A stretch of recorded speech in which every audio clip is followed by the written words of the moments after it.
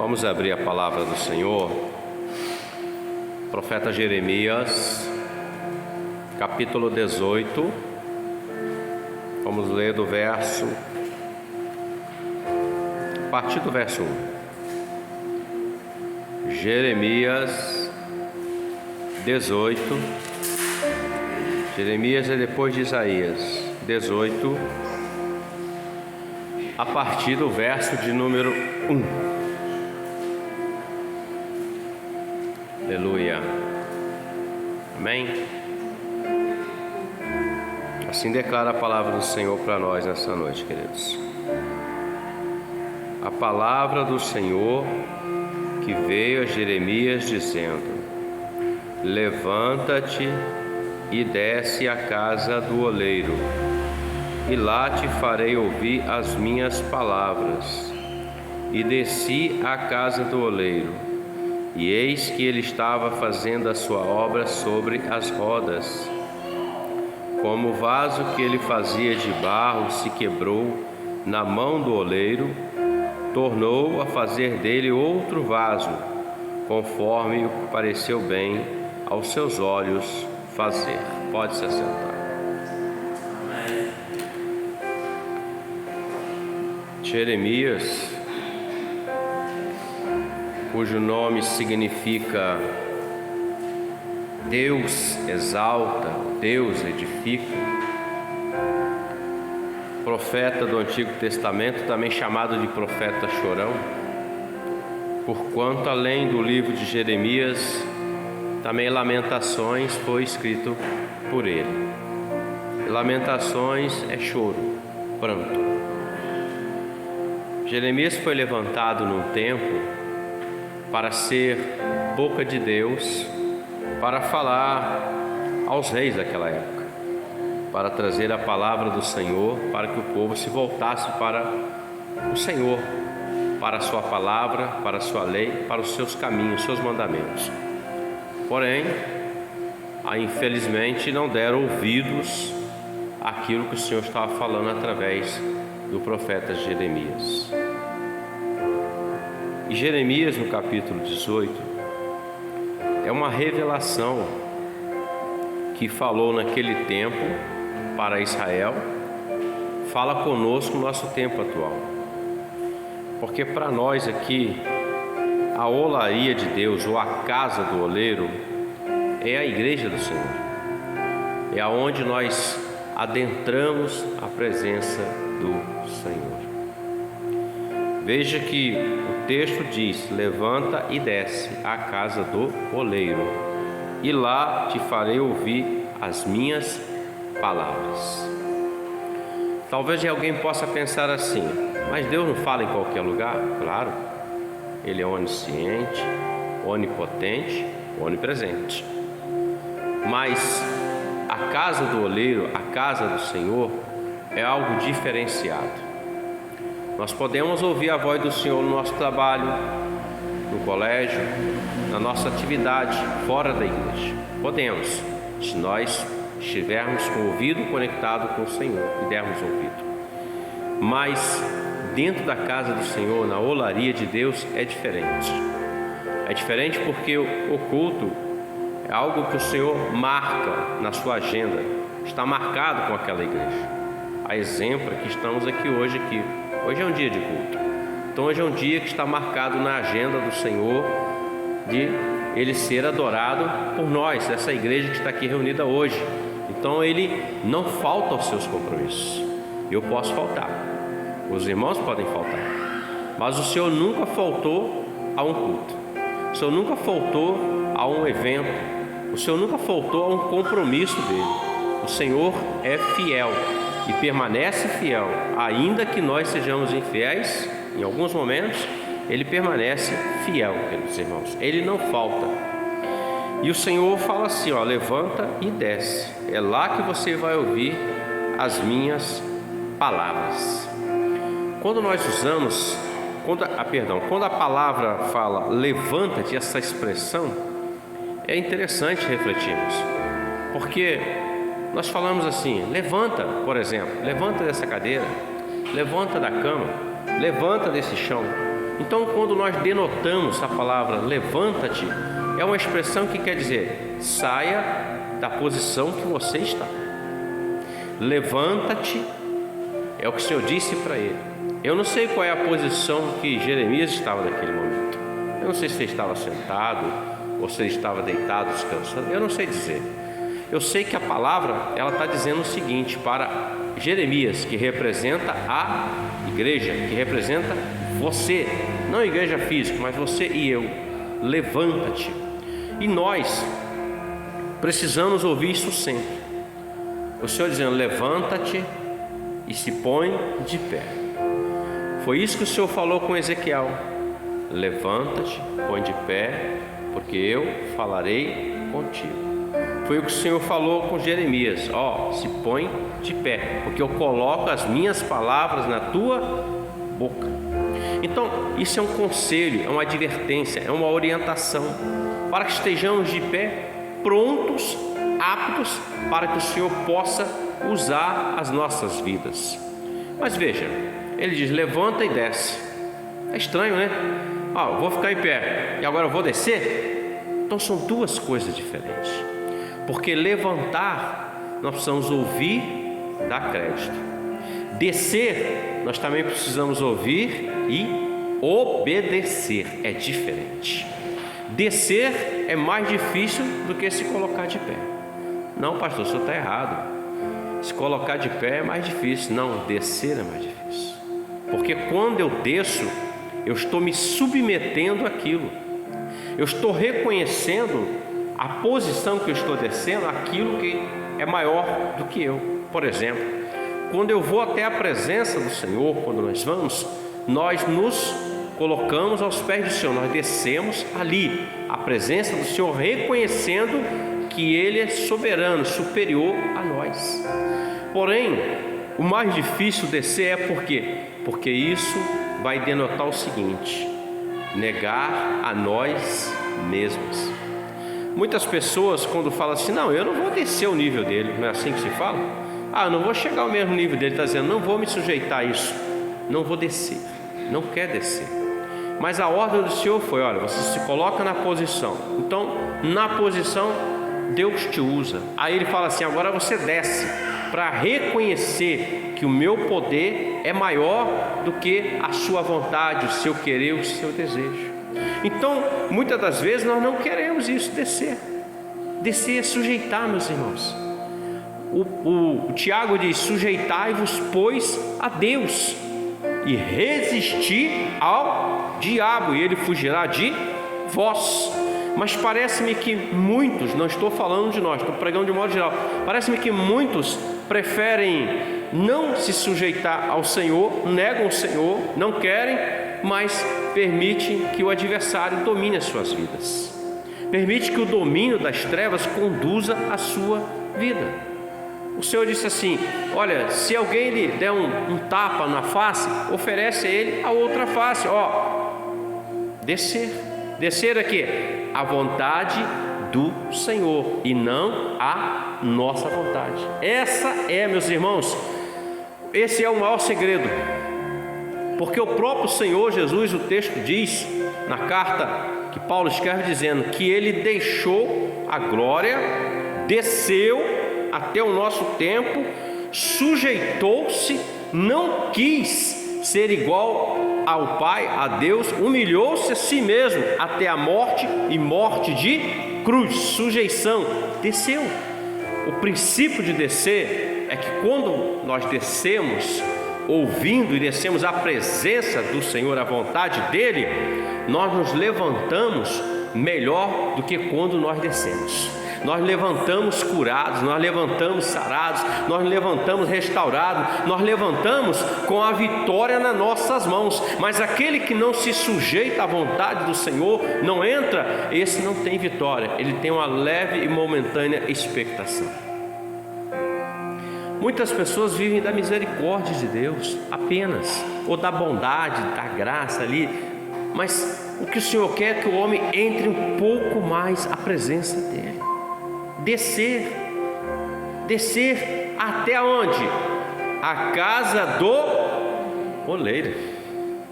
Não é descer diante do político, não é descer diante das nossas aspirações e desejos, não, é descer à casa do oleiro, à presença do Senhor, porque lá nós vamos ouvir as suas palavras, a sua voz. Ele está aqui hoje conosco, sentimos a presença dele aqui, estamos sentindo essa presença maravilhosa, porque nós escolhemos descer aqui hoje. Quando o homem não desce, ele faz aquilo que ele quer, a vontade dele, ele não está debaixo da vontade do Senhor. Quando nós descemos à casa do oleiro, nós vamos encontrar o oleiro, nós vamos enxergar o que ele está fazendo na sua obra. Pois bem, veja que ele diz: desce à casa do oleiro e lá te farei ouvir as minhas palavras. O que é agradável a nós? Ouvir o homem ou ouvir o Senhor falar? O que é mais importante para mim e para você? Ouvir o homem ou ouvir o Senhor falar? Eu falo por mim, ouvir o Senhor falar. Porque quando você ouve o Senhor falar, sabe o que gera dentro de você? Fé, esperança, certeza. Porque o Deus que você e eu servimos, o Deus que servimos, é um Deus vivo, não é um Deus morto que está pregado no madeiro, não é um Deus que está sepultado debaixo da terra, não. É um Deus que está sentado à direita de Deus Pai Todo-Poderoso, preparando um lugar para você e para mim. É um Deus que é o seu advogado fiel, é um Deus que intercede por você, é um Deus que pagou o alto preço pela sua alma e pela minha alma, lá no Calvário, quando Ele verteu aquele sangue dele, sendo Ele um inocente, um justo, queridos irmãos. Isso que é. Quando ouvimos a voz do Senhor, nós nos alegramos. A nossa alma se alegra no Senhor. Por isso o salmista, ele declara lá no Antigo Testamento, ele diz assim: alegrei-me quando me disseram vamos à casa do Senhor, porque ele sabe que naquela reunião o Senhor manifestava a presença dele, a glória dele. Meus irmãos, não há nada melhor do que sentir a presença do Senhor em nossas vidas, meus irmãos. Nós podemos sentir tantas coisas, tantos sentimentos, tantas emoções, tantas coisas, mas não há nada melhor do que sentir a presença do Senhor em nossas vidas, meus irmãos. Sentir o toque do Senhor tocando o nosso ser, a nossa alma. Nós entramos à casa do Senhor, nós ouvimos a palavra do Senhor e o Senhor, Ele opera. Muitas das vezes nós entramos aqui, nós clamamos, mas ainda não aconteceu, mas nós saímos daqui com o coração cheio de fé, na certeza que Ele já liberou a palavra de vitória, que Ele já liberou a direção para nossas vidas, e nós caminhamos em direção a isso que Ele preparou para mim e para você. Te farei ouvir as minhas palavras. O adversário da sua alma e da minha alma, ele também conhece a palavra do Senhor. Ele vai de encontro ao Senhor Jesus lá no deserto. O Espírito Santo leva o Senhor e ficou 40 dias, 40 noites no deserto. E o texto diz que lá na frente, no final, ele vem e ele vai provar, ele vai falar com o Senhor Jesus. Ele fala assim: diga que essas pedras transformem-se em pães.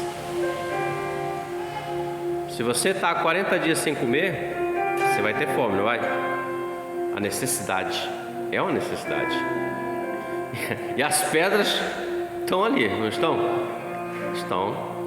E o adversário diz assim: mande que essas pedras se transformem em pães. Qual é a resposta do Senhor Jesus para ele? Nem só de pão viverá o homem, mas de toda a palavra que sai da boca de Deus. Ele não se conformou, ele não desistiu, ele é insistente. Ele pega o Senhor, ele leva o Senhor no mais alto, lugar do templo, o pináculo do templo. E ele fala assim: lança-te daqui abaixo, porque é escrito, na palavra está escrito, que dará ordem aos seus anjos, e ele segurará nas tuas mãos, não deixará que mal algum suceda a você. Aí Jesus vira para ele e fala assim: mas também está escrito, não tentarás o Senhor teu Deus. Ainda assim ele não desistiu. Ele coloca o Senhor num alto monte, mais alto. Ele revela para ele a glória dos reinos e diz assim: olha, eu te dou a glória de tudo isso aqui. Se você, prostrado, ou seja, se você descer e me adorar. Jesus vira para ele e fala assim: está escrito, adorarás somente ao Senhor teu Deus, a Ele prestarás culto. E a palavra diz que o diabo voltou-se mais na frente com outras tentações. O que quero dizer com isso? Qual é a voz que às vezes nós estamos ouvindo? A voz que o adversário lança sobre nós: mas é uma necessidade, está aqui, só vai transformar em pão. Mas nem só de pão vive o homem. Qual é a voz que nós estamos ouvindo? Aquela que está dizendo: não, em Cristo eu sou mais que vencedor, eu posso fazer isso. Não tentará o Senhor teu Deus. Qual é a voz que estamos ouvindo? É glória, não, é fortuna, é fama. Opa, a glória do mundo não é glória para Deus, porque quem ama o mundo é inimigo de Deus. Porque tudo que há no mundo, a concupiscência da carne, a concupiscência dos olhos e a soberba da vida, não é de Deus. Então a voz do Senhor é algo inconfundível. Aquele que tem o Espírito Santo e serve o Senhor, ele pode entrar na caverna como Elias entrou, e ele vai saber quando é o Senhor que está chegando. Terremoto, fogo, vento, mas o Senhor não estava nisso. Onde que o Senhor estava? Numa brisa suave, um leve vento que ele sentiu, e a voz do Senhor estava ali. Ouvir a voz do Senhor. Pois bem, eu te farei ouvir as minhas palavras. E desci, e eis que ele estava fazendo a sua obra sobre as rodas. O apóstolo Paulo revela o seguinte: aquele que começou em você, em mim, a boa obra, ele vai aperfeiçoar até o dia de Jesus Cristo. Nós estamos nesta olaria do Senhor. Nós somos o vaso na mão do Senhor. Nós somos aquele barro que o Senhor foi lá no mundo e nos tirou daquele lamaçal do pecado que estávamos, naquele barro, nos colocou no centro da vontade dEle e está fazendo uma grande obra em nós. Cada dia mais que nós oramos, louvamos, lemos a Bíblia, ouvimos o Senhor, Ele vai nos moldando, vai tirando os carrapichos, vai tirando aparando as arestas, tirando aquilo que não presta, aquilo que vai estragar o vaso que Ele está formando e criando. O Senhor diz: olha, ele desceu, Jeremias desceu e viu que ele estava fazendo a obra sobre as rodas. A figura que está em questão aqui é um oleiro. E olaria naquela época era muito comum você encontrar uma na produção de vasos. O oleiro tinha um instrumento para ele confeccionar o vaso. A palavra fala de rodas. Já devem ter visto pela internet ou fotos. É um disco, o barro está ali, o oleiro se senta aqui, embaixo dele é um pedal, como se fosse uma máquina de costura daquelas bem antigas, E à medida que ele mexe o pé embaixo, o disco vai girando e ele vai moldando. Molha na água um pouquinho, molha um pouquinho, vai moldando sobre as rodas. Em Efésios capítulo 4, verso 11, o Senhor vai falar de 5 ministérios. Cada um que o Senhor chamou, ele está em um desses, ou em 2, ou em 3, depende da graça de Deus. A palavra fala que ele chamou apóstolos, Ele chamou profetas, evangelistas, pastores, doutores. 5. 5. 5 fala que estão na mão do Senhor, na mão do oleiro. Pega o vaso e coloca. Dali ele vai formar esse vaso para esta obra, esta boa obra. Lembrando que doutor aqui é mestre, aquele que ensina, e assim vai. Ele vai formar para esta obra. Mas é de qualquer jeito? Não. Porque o texto diz que Jeremias ele observa algo interessante. Ele diz assim: o vaso que ele fazia de barro se quebrou na mão do oleiro, e ele tornou a fazer dele outro vaso conforme o que pareceu bem aos seus olhos fazer. Preste atenção. O Senhor foi lá, nos tirou o barro do lamaçal, nos trouxe para a olaria, colocou na rodinha, no centro da vontade dele, tem que estar no meio. E ele, com muita paciência, porque ele é paciente, ele está molhando a mão na água, rodando aqui, girando e moldando. Água, palavra, água, unção, água, graça, e vai moldando você, vai tirando de nós todas as impurezas, até que formemos um vaso segundo o que Ele quer, e não o que queremos. Eu queria ser alguém que toca instrumento e canta, mas olha só, vou fazer isso, vou estragar, não vou? Ninguém vai adorar o Senhor, todo mundo vai ficar rindo, cochichando, debochando, mas não vai ter culto de jeito nenhum. Cada um, Deus coloca no centro da sua vontade. Quando nós entendemos isso, nós vamos servir ao Senhor, meus irmãos, com excelência. Não vai ser peso para ninguém, não vai ser fardo para ninguém. Quando nós entendemos que na olaria de Deus o Senhor nos moldou para aquilo, nós vamos fazer a obra de Deus com o maior prazer da nossa vida. Nós não vamos sentir cansados com isso, nós não vamos sentir sobrecarregados, não, porque é a vontade do Senhor. A vontade dele é boa, perfeita e agradável. E a palavra diz que não causa dores. Jesus fala que é leve e suave, não é pesado. O erro é que quando o homem ele entra na olaria, ele ouve o Senhor, aí o Senhor bota a mão nele, o Senhor começa a querer fazer algo nele, e o Senhor está moldando ele para algo, ele quer ir para outra situação, outro caminho, outra direção, fica difícil. Fica difícil. Então, muitos querem o resultado, mas não querem passar pelo processo.